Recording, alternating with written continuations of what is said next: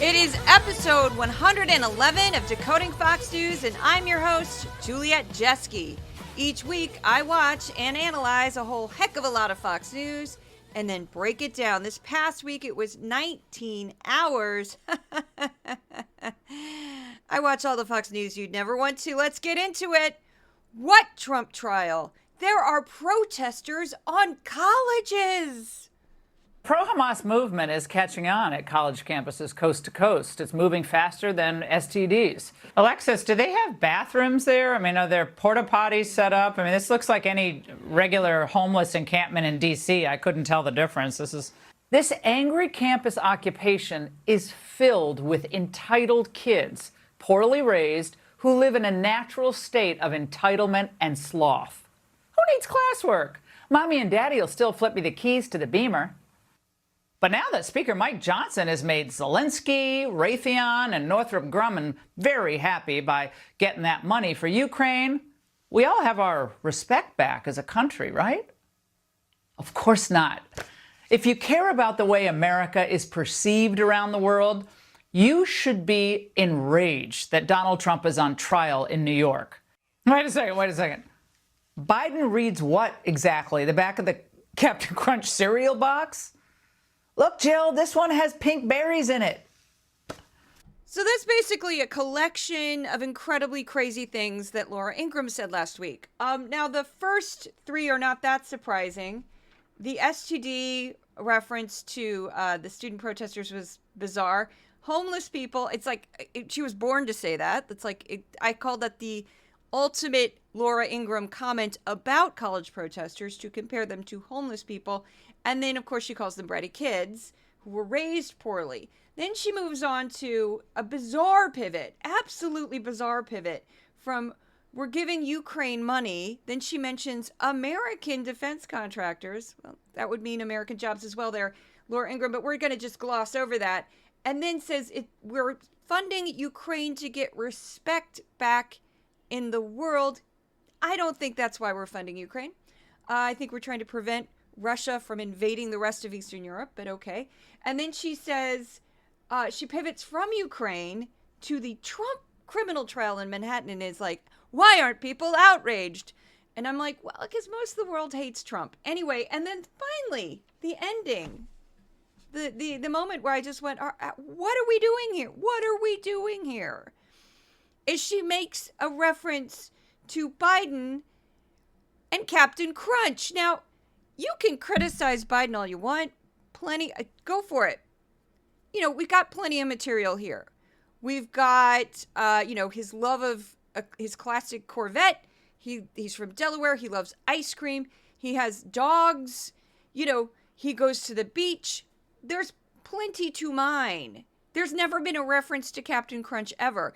And what they did at Fox, which was just baffling, is they just had a random picture of Joe Biden and then just stuck an image of Captain Crunch on the screen. And they're like, isn't that hilarious? And I'm like, what? I mean, like, what are we doing? Like, if you're going to make a joke about someone, it should be based on something in reality. I could make plenty about Trump. He buried his ex-wife in his golf course. Buried her and then didn't even bother to, mow the grass over it. Lovely. Lovely. How long do we have? How many jokes do you want me to make about Trump? About Melania? I could go on for days. I won't touch Barron. He's a kid. Even if he's technically an adult still. He hasn't done anything. Leave Barron alone. I'm all about leaving Barron alone. But the other kids, let's go. Trump Jr., Eric, and Ivanka.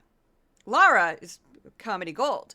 But I'm just saying, the daughter-in-law there. But we have plenty to mine from, but you don't just... it'd be like me saying, well, Laura Ingraham, she loves Scrabble. Do I have any evidence that she loves Scrabble? Has there ever been a reference to Laura Ingraham liking Scrabble? No. What are you doing? What are you doing? This network, this past week, this has been rough. So last week, Fox News put most of its focus on chaotic protests on elite college campuses while downplaying Trump's criminal trial in Manhattan. The network also spent some airtime on Trump's Supreme Court case to attempt to claim presidential immunity from criminal prosecution. When Fox News wasn't getting its viewers worked up about college protests and Trump's many legal problems, it was aggressively promoting his candidacy for president. As Trump staged events with friendly construction workers, Fox interviewed vetted Trump superfans in Midwest diners. While Fox played up protests in support of the Palestinians in Gaza, it largely ignored the developments in the Israel-Hamas war. Fox viewers might not even realize Hamas and Israel might be close to a deal that would include a sustained ceasefire and the release of hostages.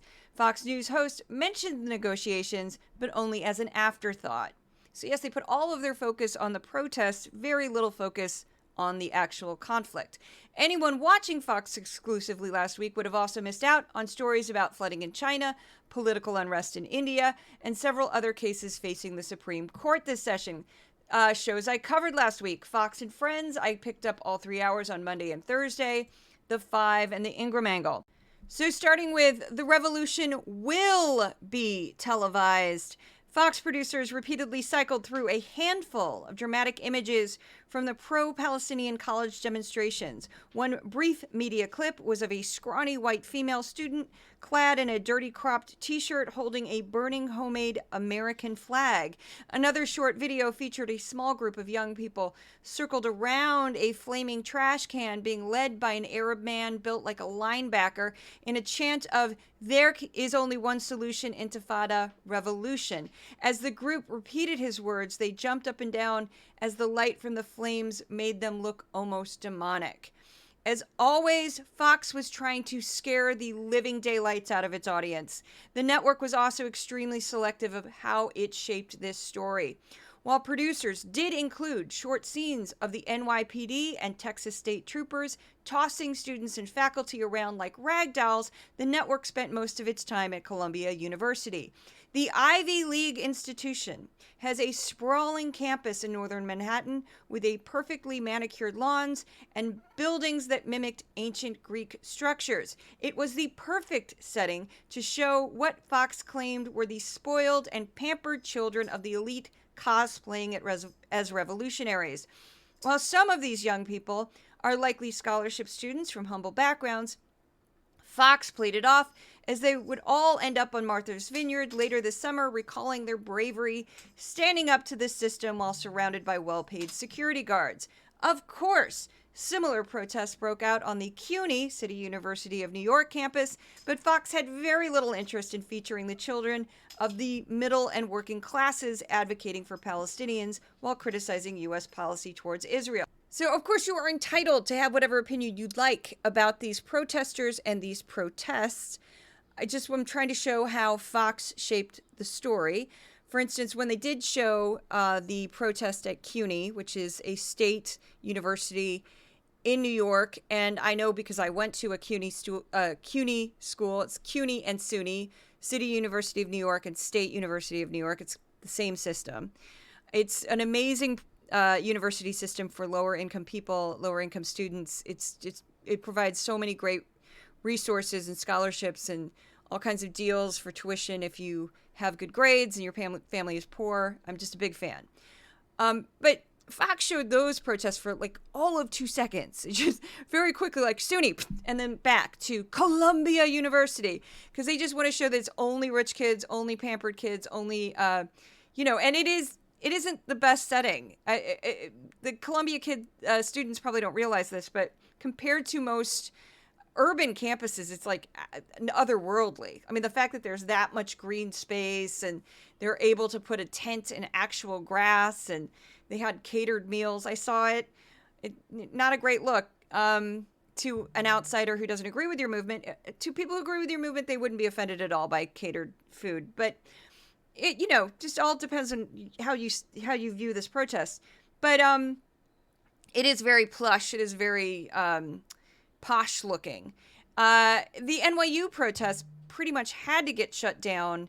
I'm not saying I agree with how NYU handled it, but where those students were trying to camp, in my humble opinion, was incredibly dangerous because they were right in an urban area. There was nothing to protect them. There was no fencing. There was nothing right by Washington Square Park where there's all kinds of nefarious things going on at night. And I just thought, I have no idea how these people aren't all going to get mugged and robbed, and this is a bad idea. So again, this is New York City. This is not a campus in the middle of nowhere. Now, playing on that theme, Will Cain made this statement on Monday about the protests. And I thought this was a bit of a leap. I just want to make the point, this isn't just being tolerated. No. This isn't just being allowed. Yeah. This is being subsidized. I want you to remember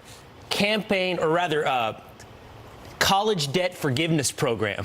Like, these kids are all being subsidized by Joe Biden's attempts to continuously forgive student debt programs. This is what the plumbers of America are not just being forced to tolerate, but to pay for. You're paying for the student debts of these people you see on your screen. So what Will Cain is doing right here is he's sort of twisting himself into knots, logically speaking, because they're sending like a mixed message with this one. Because Fox News kept showing images from one of the most expensive schools, one of the most elite colleges in the United States, while also saying that these students who are current students are somehow benefiting from student loan forgiveness, which of course they're not. You don't get any sort of student loan forgiveness until after you're out of school. You also don't have to pay your loans until after you're out of school. So that didn't make any sense. And only about 0.4%, so 0.4% of all undergrad students attend an Ivy League institution such as Columbia University. Students from the wealthiest families in the United States disproportionately make up the student body at most elite schools. Biden's student loan forgiveness program has benefited borrowers who have been making payments for 20 years or more. That's the bulk of the people who've gotten his expansive plans, or who have worked in the public sector. And the public sector workers, I believe, also had to have been making payments. I couldn't find an exact number on that. Normally, that program is you make payments for 10 years, or you work in the public sector for 10 years, and then your loans are forgiven. But he sort of expanded that and opened it up to more people. Biden also made changes to the income-driven repayment plan that has reduced monthly payments for lower-income borrowers, and that's based on it's based on your income. It's been tremendous. And according to Investopedia, Black, Latino, and Native American students are the most likely to struggle financially while in school and will incur the most student debt. According to LendingTree, 1 in 5 American families hold student loan debt. Black families are more likely to take out student loans and carry more debt, and the poorest families are the most likely to have the most problems paying off their loans. So it's not. I'm sure there are some young people in those shots from Columbia who have student loan debt. Many of them do not, because they don't need it, because they're from incredibly wealthy families. So that's a poor example. And none of them are getting any sort of forgiveness because they're currently in school. So that doesn't make any sense. So now Lawrence Jones, and I nearly fell off my chair when I saw this one, actually speaks the truth. And I have compiled quite a list on this one that I'm very happy to share with you in a moment. But here's the clip. This is from Wednesday from Fox and Friends. Is the president willing to lose them based on doing the right thing with Israel? I mean, Brian has made this point several times. The people that are voting uncommitted, that want to stand with the Palestinian cause, it's not like they're going to get a pro-Palestinian Donald Trump. Okay, he's going to take it to the next level. Mm-hmm. So, I mean, this idea that I kind of wonder if Lawrence Jones got a note from his bosses over at Fox after he said that, because I'm like, you just spoke the truth loud and clear. You are correct. Trump would be much, much worse for the Palestinians if he were president. So this is a brief rundown of Trump's Israel policies when he was president. Here we go. Trump cut off more than $200 million in aid to the Palestinians. Trump helped Israel move its capital to Jerusalem, which angered many Palestinians, as the city is also sacred to the Muslim religion. Trump moved the U.S. Embassy to Jerusalem. Trump declared that the Golan Heights were part of Israel. The area was seized by Israel from Syria in 1967. Israel annexed the Golan Heights in 1981, a move that is not recognized by the international community. Syria still claims the region. David Friedman, Trump's ambassador to Israel, supported radical Israeli settlements in the occupied West Bank. He also suggested annexing the entire occupied West Bank for Israel and was against a two-state solution. Friedman also had no diplomatic experience. Trump banned Muslims from several Arab countries from entering the United States. Trump has since vowed to deport protesters who support Hamas. This could easily extend to any non-U.S. citizen who supported the Palestinian cause. Trump has also said he would try to ban Muslims again and bar refugees from Gaza if he wins the presidency. His planned Muslim ban and deportation schemes would most likely get defeated in the court system, but both programs could cause havoc for Muslim Americans and Muslim immigrants. And again, I might be missing a couple. I tried my best there. There's a lot going on with this one. And I wrote that out because it is incredibly frustrating for people who are advocates for Palestine and, you know, want to change the U.S. government's policy on Israel. I will point out, though, the U.S. has supported Israel since 1948, and that both parties have supported Israel since 1948. Both parties just voted overwhelmingly to send even more aid, military aid, to Israel. So the likelihood that U.S. government policy will change when the president changes for the better for Palestine is highly unlikely. In fact, it's, I would say, impossible, because right now the two viable candidates for president are Biden and Trump. And if Trump gets in there, based on the list I just read, things will get far, far worse. I'm terrified of what he will do to that region. He emboldened Bibi Netanyahu. He emboldened the far right in Israel, basically gave them a blank check, do whatever you want, showed no regard for the Palestinian people. So I think we could be headed for a much, much worse situation if Trump wins the presidency. And I know this is very frustrating for people who consider themselves pro-Palestine, and I'm acknowledging that. It's a bad situation. I don't know. I have no answer. If you said, like, how do you fix this situation? I'd say, I have no idea. I know Trump will make it worse. That I can say without hesitation. So before we move on to the next topic, because this next clip is very fun. I found this next clip very humorous. I just want to give a shout out to my sponsors. And my sponsors would be the listeners of this podcast and the readers of my Substack at Decoding Fox News. I also have tremendously amazing paid supporters at Patreon. And I will say that both the paid supporters at Patreon and the paid subscribers on Substack get their own exclusive material. It varies from week to week what I can send. I'll also add, if you can't support the project financially or don't want to, that's fine. The next best thing you can do is share the podcast, share the newsletter, give me a good review on wherever you're listening to this podcast. That also helps tremendously. Now, this next clip is very funny to me because I'm not a lawyer. I don't really quite understand the charges against Trump in the criminal trial that he's facing in Manhattan. I know they're kind of unusual. It's kind of a strange case.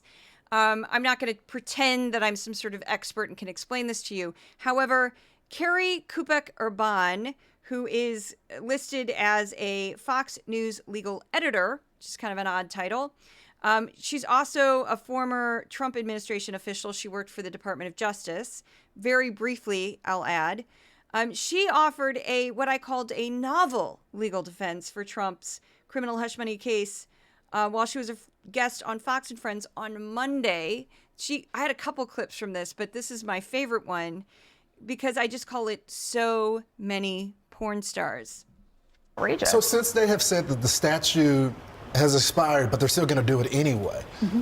I mean, I used to do political opposition research for a living. The amount of politicians that have paid people off, do they all stand trial now? Because this is what they're essentially saying, and there's a ton of them.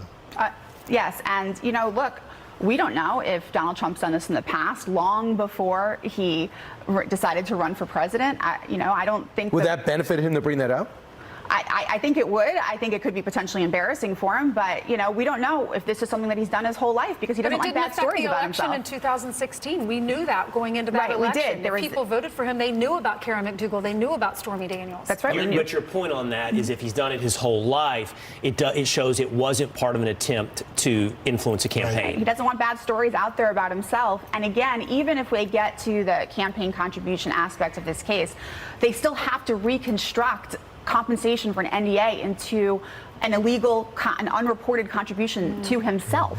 The whole thing is just, it requires such a leap. Right. Yeah, it's good. I mean, things have gotten this weird. You think that your best political defense is, I've been paying off women for my entire adult life to shut up after I've had sex with them. I have paid off porn stars after I've had sex with them, because I always thought this was such a crazy story because if you are a famous person, having sex with a porn star is probably one of the dumbest things you could do. And I'm not dissing porn stars. Porn stars, whatever. I should say pornographic actresses. I kind of hate the term porn star, but that's what people call somebody like Stormy Daniels. There's no shame in her work. She could do whatever she wants. But I say dumb on Trump's part because you are having sex with someone who can immediately monetize the fact that they've had sex with you. Like immediately turn that into dollar bills in various ways, even without asking you for a dime, because that's sort of the nature of what they do. And so if you have no problem with that, like if you're like rock stars who have affairs with actresses who work in porn, they don't care. They'll make videos out of it. They'll make their own porn because they're to them, it's not going to hurt their reputation. It actually might boost their reputation. They don't care. But if you're a married man whose wife just had a baby and you're not the type of person that's known for having sex with porn stars, yet I just think that's a bad idea. That just shows some really poor judgment there. Because of course Stormy Daniels is going to be like, cha-ching, and why shouldn't she? I mean, it's just one of the things about this, one of the layers about the story that I just always find so insane. So far we've seen in this wacky, I'm going to court every day and I'm sitting looking miserable and then complaining after I come out of court. I'm still going through all of those. I've done 4 of them in goofy voices. I plan to do all of them. Got 4 more to do, and then there'll be one today of Trump coming out and talking to the press and whining.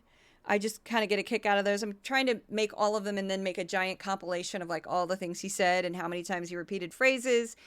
Yes, I have a plan because I'm nuts. But anyway, so far we've seen Trump go to this trial in Manhattan, and then he does these kind of goofy photo events. And the one he did in Atlanta that actually had nothing to do with the trial, where he seemingly walks into a Chick-fil-A and is welcomed by black women who are like, "We love you." And then we find out the whole thing was staged and all those women were invited and vetted and the whole 9 yards. Then he goes to a bodega in Harlem, where suspiciously all of the people in Harlem are white, which is predominantly a black neighborhood. So that's a bit bizarre. And then there was some footage released, like some homemade footage of people showing actual residents of Harlem yelling at him during that event, which is classic. And now he did another staged event where he tries to make it look like he just spontaneously showed up to a construction site and was just met with adoring fans who loved him. Now, Fox did not hide that this was a planned event at all, for the most part. But Dana Perino, on The 5 on Thursday, decided it was a great idea to act as if this was a spontaneous event and that he did, in fact, surprise construction workers. So this clip is Dana Perino saying, "Oh, this was this wonderful surprise." And then clips from that same day, the morning's broadcast on Fox and Friends, and it's various people describing this event. Trump starts his day by getting up and going to visit construction workers, surprising them. Well, they had heard about it through some of these people who are, they'd be vetted and cleared, right, from security. So in terms of who was out here, it was probably people that kind of knew about it and from the Trump team, so they could have some people out here who are supporters. But I don't know if it was Pictures as former President Trump arrives at a New York City construction site to meet with workers and union members before his criminal trial resumes later this morning. 6 a.m., but people have been here for quite a while as they wait to catch a glimpse of former President Donald Trump, who we know will be heading to this construction site in Midtown Manhattan before he heads to another day of court. I'm going to step out of the way so you guys can see. He's going to walk kind of in this area here and walk up and down, shake some people's hands, and then there's also a pool camera that's set up that he's supposed to make some remarks right in front of that camera. So we're going to ask him some questions. Brian, let me know what you want me to ask him too. Well, so this isn't too far from where he is right now, right, at Trump Tower. So that's kind of why they chose this specific construction site, and then they had it set up so we can meet and greet with those construction workers here and union team members, but we don't know how long it was on the schedule for. This is a Fox News alert. You're looking at live pictures from former President Trump, or of former President Trump. He's en route to New York City, to that construction site right there. He just left Trump Tower to go and meet with these workers and union members before he goes over to the courtroom for his criminal trial, which resumes a little later this morning. Seems highly organized. Evidently, this was set up earlier, and you can see the motorcade pulling up. You So never know. there are a lot of hard hats there, but it also looks like there's some other people who are not in construction gear on site there. That's right. Yeah, these are supporters that knew that the former president was going to be here. They're shaking hands with them as well. So, I think that he's dealing with the Republican Party chair. I think he's still doing it. That's Ed Cox. And so the team chose this specifically because they think that the area here had all these union workers. They said it's been planned for quite some time. We were expecting 400 to 500 today.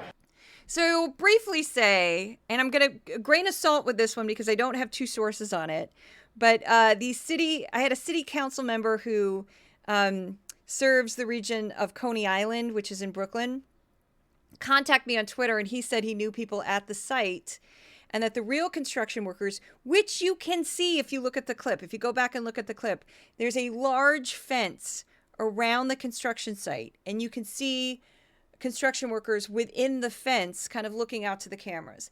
And then down below them at street level, you see about 5 people deep. It's actually a fairly small area that they just put as many people as they could possibly fit. And then you see a barricade between them and the street. Those were the workers that were brought in. And if you also notice, it's only maybe a dozen construction workers. Most of the people in that area were wearing MAGA hats, were not dressed for construction at all. They were in suits. There was a woman in a puffy coat. She looked like she was senior aged. It's clearly not a construction worker. They had a representative, which was mentioned in the clip there, from the Republican Party. It was a little nutty. So I kind of think that there might be some truth to that claim that the actual construction workers on the site were not the ones in the clip there. They also spoke to a manager of a local steam fitters union, and that would be men who work with pipes and has some overlap with plumbing. And they would only be at a construction site for very specific jobs, so he certainly wasn't necessarily, there's no proof that he was representing the people at that site. None. He didn't really claim he was. He just had a brief interview on Fox and Friends and then later on Ingram. And that is also a little bizarre because anybody who knows unions knows the reason why union members tend to vote Democratic and vote for Democratic candidates is because Republicans have been trying to crush organized labor for decades. So you may like this one person, but if that person gets into power and the Republican Party also gains power in Congress, organized labor could be in serious trouble. So I don't know why you would vote for a Republican, but whatever. And then finally, we have this next clip that, oh my goodness. This last week, somebody was trying to give me advice, and they were kind of getting on my nerves about AI. Most journalists don't like AI because we don't want to lose our jobs to a computer. And this person didn't really understand how I do my job. And I was saying something, this is true. I joked that after so many hours of watching Fox, my brain turns into a Peanuts cartoon and I can't hear it anymore. This is true. This does actually happen. And it just sounds like, moo, moo, moo, moo, moo, moo, moo, moo, moo, and I have to walk away from the computer for a minute. reload and go back and fight the good fight for people who listen to this podcast and read my newsletter. That's what I do this for. Anyway, so this person meant well, but they were giving me like this advice about like how AI would make my job easier. And I'm like, no, AI can't do this. AI cannot do what I do.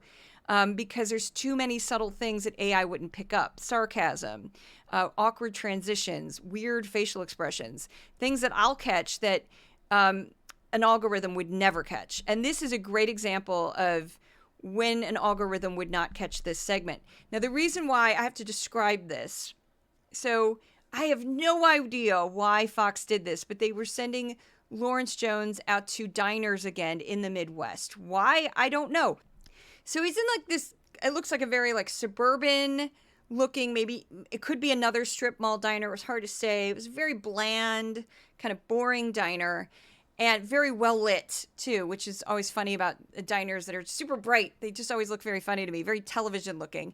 And he starts this segment by standing right in front of all the tables and immediately pivots to this table. I have to describe this, where this woman who looks to be like late 60s, early 70s, is sitting at a table with an actual Trump flag wrapped around her.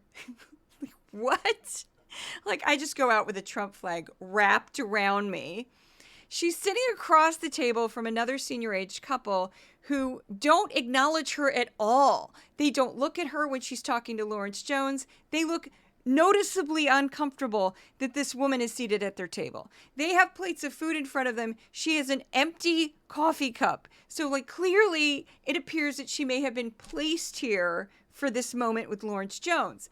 So she's wearing a Trump flag. So Lawrence Jones goes up to her, and here's the clip, and I'll break it down. It's just bizarro. She also had, and this is just a little detail, she also had very artificial looking fake eyelashes applied to her face, which just kind of stuck out.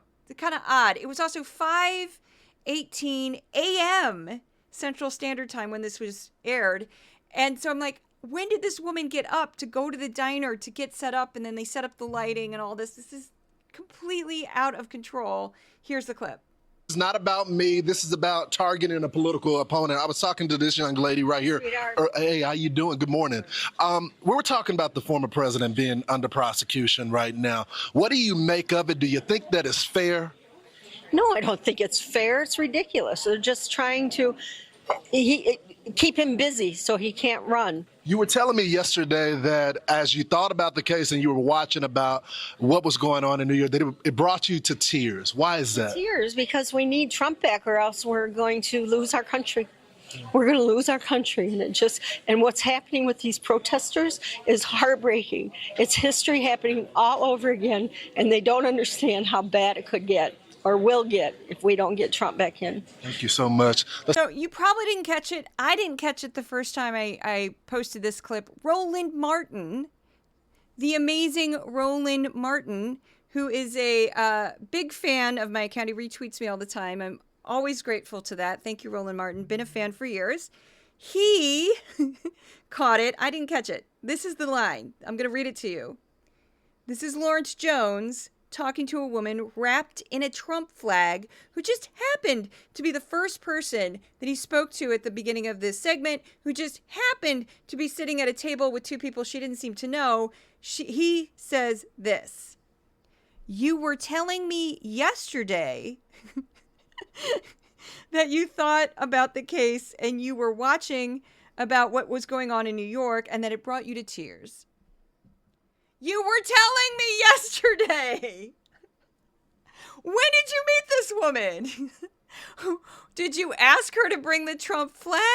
Did you say, hey, you know?" And then during that segment, which you kind of can hear a little bit in the audio, but you can definitely see it in the video, she is close to tears. As again, she's wrapped in a Trump flag, like, she's gonna. I mean, like, what is going on here? What is going on here? I just sat back going, that is the fakest diner clip I've ever seen. And, you know, you want to make it look like, don't say when we were talking yesterday, when you're trying to make it look like you just happened to go up to this person in a diner. My goodness. You know, because he defends it all the time. He's like, people criticize these segments. They say they're not real. But, you know, we just post them and people show up. I'm like, yeah, and you talked to him the day before. Okay. Before I do my bonus clip, I didn't have room to shove this one into the newsletter because when I put the bulleted list and it took up a bunch of space about Trump and Israel, I have a very limited space in the newsletter. But I am sticking this one in the podcast. This is one of my favorites of last week. It went viral. But before I do that, I'm going to say very briefly that you may have seen my viral clip yesterday of Judge Jeanine. And it was one of the funniest things I've ever clipped in my life. And it was Judge Jeanine I'm probably going to play it next week because it was so good. But Judge Jeanine having a moment where she just didn't care about politics and she just went off on Kristi Noem. I don't want to laugh at what I'm about to say because what I'm about to say is horrible, but she was going off on Kristi Noem shooting an innocent puppy. And Kristi Noem, this is where it's funny, thinks that was a good thing to put in her memoir, and the editors of her memoir thought it was a good thing to put in her memoir. And I sit back going, what is going on? Who did you think that would appeal to? And Judge Jeanine just went off. She just went off because Judge Jeanine is as much of a crazy cat lady as I am. Judge Jeanine is a crazy dog lady. She is obsessed with her dogs, completely obsessed with her dogs as if they were babies. She loves them. She talks about them constantly. I know the names of her dogs. Come on. And I was just, when I watched Judge Jeanine go off on Kristi Noem, I was cheering. I posted it. It went completely berserk on everything I put it on because people are like, yes, we love dogs. That woman's evil. Now, the same time, and I might make this a regular bit. Judge Jeanine openly said this, and I was like, I feel vindicated. I feel completely guilt-free about making fun of Judge Jeanine. She said that she loves it when people make fun of her. She gets a kick out of it because she makes fun of herself, and that she loved the portrayal of herself on SNL. And I went, what? I'm Judge Jeanine, and I'm going to tell you that if you shoot a puppy in the face, I will come for you. I will come for you with my dogs. Stella being my favorite one. Why? She's a standard poodle and she doesn't mess around. You shoot a dog in the face and I'm not going to shoot you in the face because I don't believe in violence, but I will make your life a living hell. How? I will just scream at you at length. I will track you around like an evil stalker and you will rue the day that you ever thought it was a good idea to harm an innocent puppy because I'm Judge Jeanine and I am a battle axe personified. I mean it. I'm right there with her. I think she's right. I think universally, most people are like, you're just an evil, horrible human being if you shoot a puppy because it wasn't working out. Take it to a pound. Take it to the shelter. It was, there was some next level shade at Kristi Noem over that one. George Conway, also huge lover of dogs, 2 corgis. He put this out publicly. I don't feel bad sharing it because he was very proud of this. He posted the shelter, the animal shelter that was right next to where Kristi Noem lives, and gave a donation, encouraged others to make a donation to this shelter. And he pointed out it was 20 minutes away. Oh my goodness. So this next one is Monica Crowley, who is a Trump administration official, but she has a kind of a political history that goes all the way back to Nixon. This woman is incredibly eccentric. She always says outrageous things. She made this wild statement about Melania Trump because they're trying to make Melania Trump into this we all love Melania Trump, don't we? Yeah, the lady who said F Christmas, she's great. So this is Monica Crowley praising Melania Trump. Monica, what is wrong with these people, please? You know, Laura, I am sitting in the Palm Beach area as well, and I almost chose a black dress to join you here tonight. Look, you know Sigmund Freud's old and very famous saying, sometimes a cigar is just a cigar. Sometimes a chic, gorgeous black suit is just a chic, gorgeous black suit. Mrs. Trump looks absolutely beautiful in anything. She is highly accomplished. She is fluent in 5 languages. And yet they always have to try to find something to bludgeon her because by extension, they're trying to hit her husband, of course. Look, Mrs. Trump is a real powerhouse in her own right. She's a literal supermodel, Laura. So for them to be wasting precious column inches in the New York Times when the world... So where to start with this one? So first, I'm going to go with the immigration status first. So there is still some shadiness, some questions surrounding her immigration status when she first came to the United States. Midas Touch has a series of videos about this. Trump had said a while back that he was going to address this and resolve all these unanswered questions. He never did.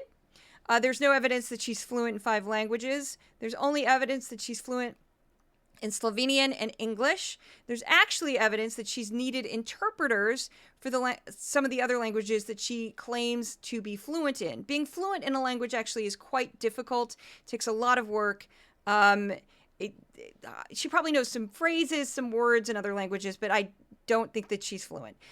There is also evidence that at least someone working for her or her herself lied about her educational background on a website. That is true. That has been repaired too. That has been remedied. That was changed because people called her out on it. There's evidence that she plagiarized Michelle Obama's speeches.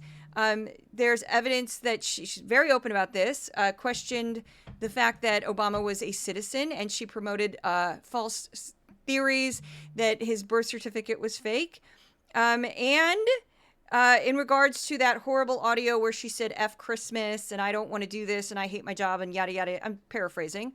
The woman that she spoke to in that audio, she tried to blame for a bunch of money going missing from the inauguration. And that's part of the reason why that woman taped that conversation and released it, because she thought she was being completely screwed over by her supposed friend. They're not friends anymore. And I'd also add that she's definitely not a supermodel. Are you kidding? That's like very few models could identify as supermodels. And nobody really knows anything about Melania Trump other than she married Donald J. Trump. And there's some scant photos of her. Like if you're a supermodel, there should be like, if I look up Paulina Porskova, who I adore. She's amazing. Give her a follow. She's such a lovely woman. You can find like hundreds of pictures of her and, you know, dozens and dozens and dozens of magazine covers because she was a true supermodel. Melania Trump, you're going to see some kind of racy photos of her in an airplane and such.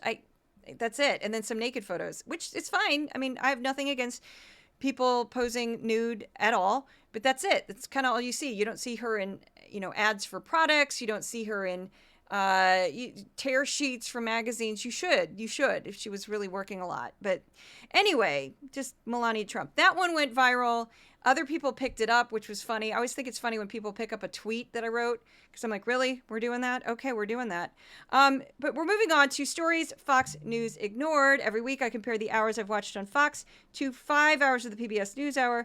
I had to cut this one down a little bit. It was just too long. The following list are stories that PBS covered that Fox News did not. Now, when I do remove a story, it's usually because I deem it too evergreen, trying to stay more on topical to compare, because evergreen, you can always do a story that another, because evergreen's not necessarily it happened right now. You know, it's just something that PBS covered.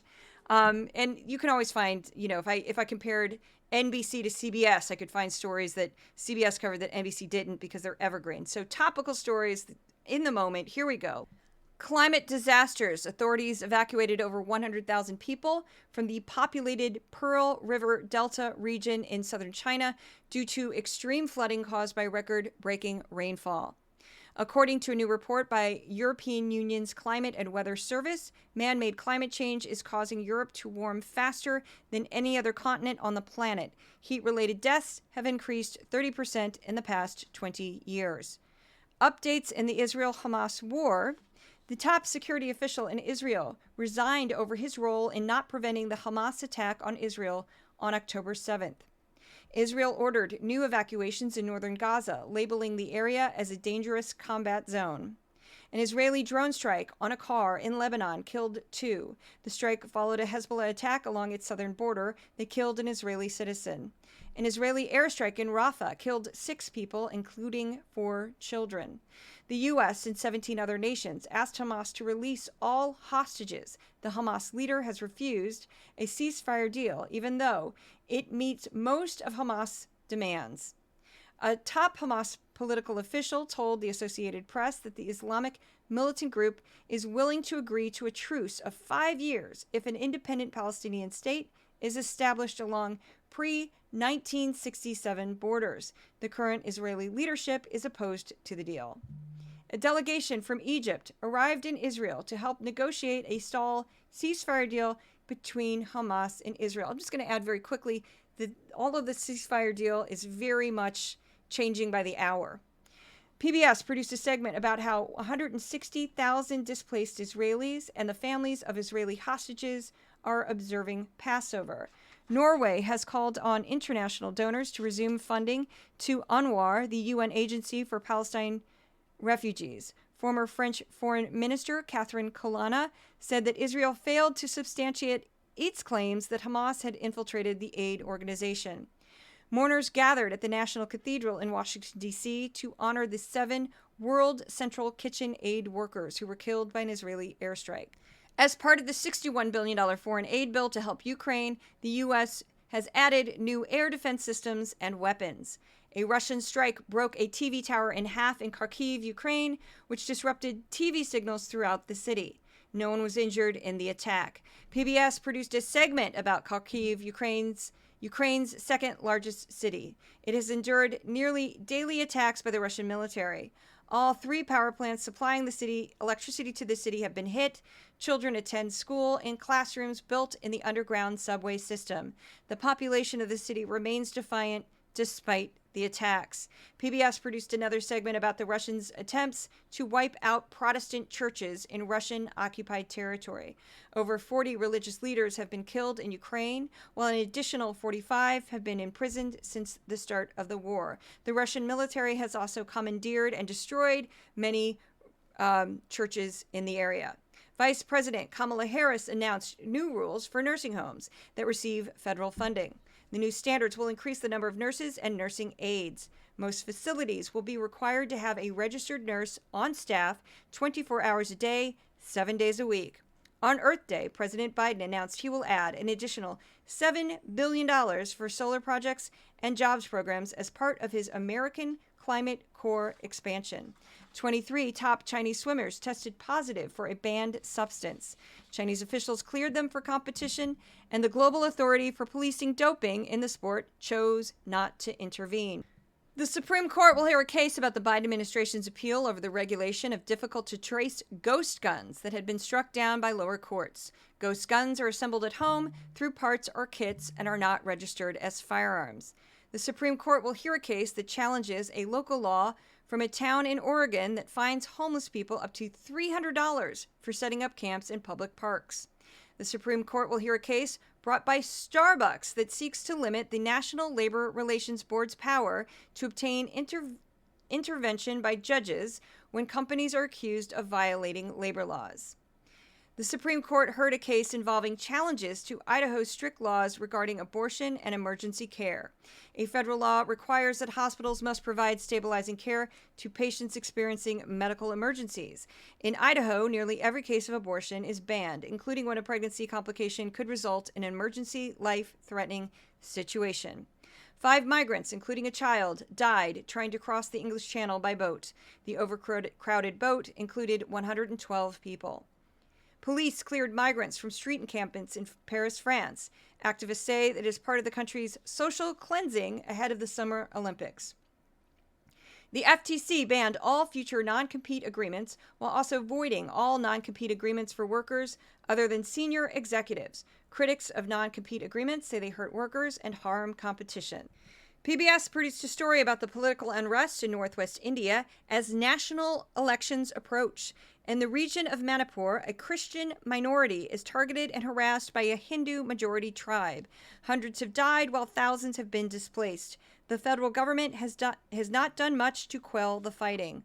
The Arizona House of Representatives voted to repeal a law from 1864 that put extreme restrictions on abortion. 3 Republicans broke from their party and voted with Democrats to strike down the law. The Biden administration issued new protections for airline passengers. The new rules will require airlines to provide automatic cash payments to passengers when owed and protect consumers from costly surprise airline fees. Last week marked the 25th anniversary of the Columbine High School shooting. 12 students and 1 teacher were murdered by 2 other students at the school. The shooting was one of the first where footage of the murders from surveillance cameras inside the school was released to the press. Editorial note, I do not name mass shooters. Just won't do it on Decoding Fox News. I think it's the wrong thing to do. Ariel Henry formally resigned as the Prime Minister of Haiti after being locked out of the country for weeks. A 9-member council is tasked with finding new leadership. Now, I will apologize very quickly. I have pronounced his name with the English pronunciation of Ariel Henry in the past. It is Ariel Henry. I should have known. My mother's a French teacher. My apologies.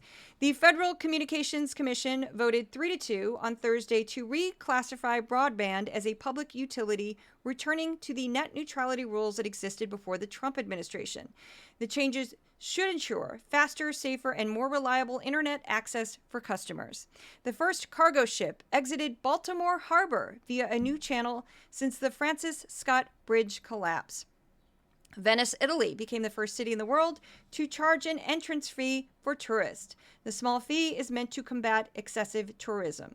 The EPA issued new regulations for fossil fuel power plants, a move many experts say will completely eliminate coal from most electrical grids. In order to meet the new standards, coal plants will have to capture 90% of their emissions by 2032. New USDA regulations will require poultry producers to reduce salmonella bacteria. Salmonella poisoning accounts for more than 1.3 million infections and about 420 deaths each year. Tesla's autopilot feature is still under investigation by the National Highway Traffic Safety Administration, NHTSA. The agency is looking into if a recall of 2 million cars did enough to improve safety. The recall was prompted after NHTSA reviewed hundreds of collisions and 13 fatalities allegedly involving Tesla's autopilot feature. Representative Donald Payne Jr., a Democrat from New Jersey, died at the age of 65 after suffering a heart attack brought on by complications of diabetes. Payne entered politics after the death of his father in 2012. Payne represented Newark and the nearby communities for over 11 years. Those are all the stories. There were a lot of them. Here we go. By the numbers. Each week I compare the top 5 topics discussed on Fox News with the top 5 topics discussed on the PBS NewsHour. Here we go, starting with Fox. Number 1, pro-Palestine protesters at 29%. Trump hush money trial clocking in at 24%. Trump 2024, this basically when they openly promote Trump as a candidate, 9%. Biden bashing, 6%. And the last 6% was the Supreme Court trial that included Trump's immunity case. So that's a lot, just dedicated to basically 3 stories. PBS NewsHour. Number 1 was also the pro-Palestinian protest, but PBS only spent 15% of its airtime on that story. 7% the Ukraine war. 7% the Trump hush money trial. 6% Israel-Hamas war. And 6% artist profile, which is a standard on the network. Moving on to words used on Fox for the week ending April 28th, 2024. I cannot make this number up. Brace yourself. Trump, 666. So 666. Biden, 322. Protest, 275. Israel, 142. Even though they didn't really spend that much time on it, they just kept saying Israel because they were talking about the pro-Palestinian protesters. Crime, 120. Hamas, 104. Palestine or Palestinian, 101. Border, 49. China, 35. Economy, 32. Inflation, 25. AOC 6, Iran 4, and Hunter, as in Hunter Biden, 4. That's it. That's the end of the podcast. You can find more about Decoding Fox News at Twitter, also known as X. I don't call it Twitter. I don't call it X. Go to Threads. You can find me on Threads. You can also find me on Instagram, TikTok, and if you want to follow my Facebook fan page, it's under my name, Juliet Jeske. My YouTube channel is Juliet Jeske, but you can find all the stuff from Decoding Fox News on that. And if you'd like to become a paid subscriber, again, go to my Substack for Decoding Fox News. I always need paid subscribers. You can go to my Patreon for Decoding Fox News. Share the podcast. Tell your friends. My beautiful cats, who were making a lot of noise today, Odin and Thor, the mascots of the podcast, and their love. I will not be harming them, unlike Christy Nome. I love my cats. I adore my cats. I will walk on fire for them. Thank you so much for listening. I will see you at the next podcast.